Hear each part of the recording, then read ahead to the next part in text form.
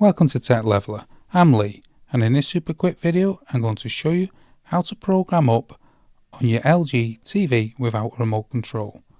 So, locate the power button. This is normally directly in the middle of your TV, underneath the LG logo, and press it once. This will bring up this menu, and then you want to single press, so keep single pressing until you get to the program up. Once it's highlighted, press and hold on the power button. This will highlight the program up button. Then you want to single press to change the channel up once, and then you can keep pressing until you're happy with the channel you're on. It's not currently working because I'm on the home screen. If you're on the home screen, what you can do, you can one long hold press to unhighlight the program up.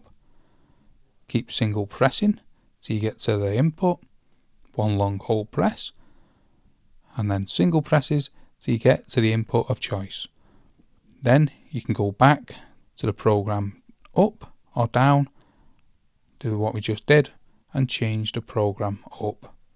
So that's how to change the program up on your LG Smart TV without a remote control.